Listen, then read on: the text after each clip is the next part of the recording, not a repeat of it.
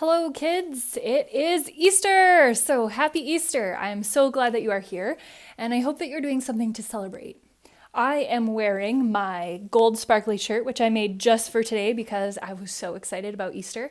And I'm wearing this stole, which has butterflies on it because at Easter we say that just like the butterfly is like a caterpillar and then it goes to sleep in a cocoon for a long time and then wakes up totally changed into a butterfly.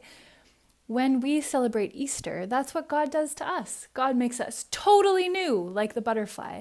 Or God is making the whole world new at Easter.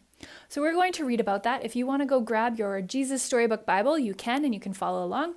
If you don't have one, you can follow along with me, and I will try to show you the pictures. So here is the first one. And the story is called God's Wonderful Surprise, and you can find it on page 310. Jesus' friends were sad. They would never see their best friend again. How could this happen? Wasn't Jesus the rescuer, the King God had promised? It wasn't supposed to end like this. Yes, but whoever said that this was the end? Just before sunrise, on the third day, God sent an earthquake and an angel from heaven. When the guards saw the angel, they fell down with fright. The angel rolled the huge stone away, sat on top of it, and waited. At the first glimmer of dawn, Mary Magdalene and the other women headed to the tomb to wash Jesus' body. The early morning sun slanted through the ancient olive trees, drops of dew glittering on leaves and grasses. Little tears everywhere.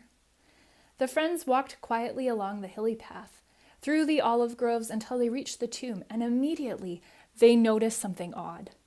It was wide open.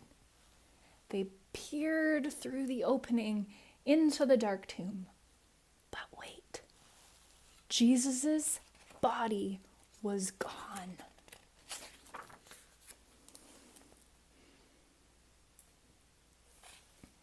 And something else, a shining man, was there with clothes made from lightning.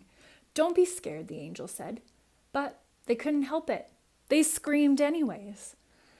The angel asked them, "What are you doing here? This is a tomb, and tombs are for dead people." The woman couldn't speak.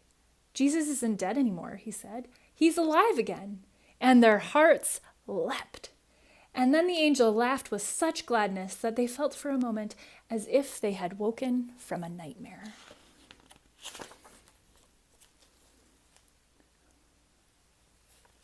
The other women rushed home, but Mary stayed behind. How could it be true? Jesus was definitely dead. How could he be alive? Just then, Mary heard someone else in the garden. Perhaps it's the gardener, she thought. He'll know where Jesus' body is. "I don't know where Jesus' body is," Mary said urgently. "I can't find him." But it was all right. Jesus knew where she was. And he had found her.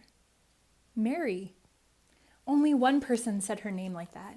She could hear her heart thumping. She turned around. She could just make out a figure. She shaded her eyes to see and thought she was dreaming. But she wasn't dreaming. She was seeing. Jesus!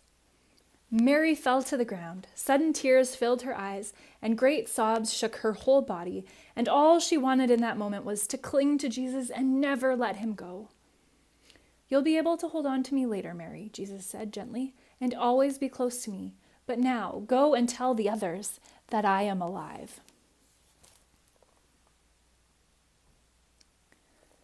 Mary ran and ran all the way to the city. She had never, ever run so fast in her whole life.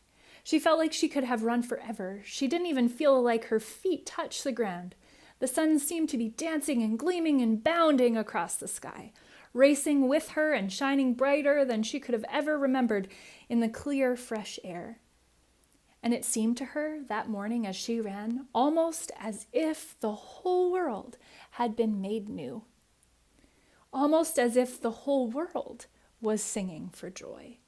The trees, tiny sounds in the grass, the birds, and her heart.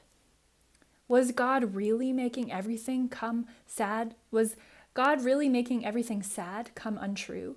Was he making even death come untrue? She couldn't wait to tell Jesus' friends.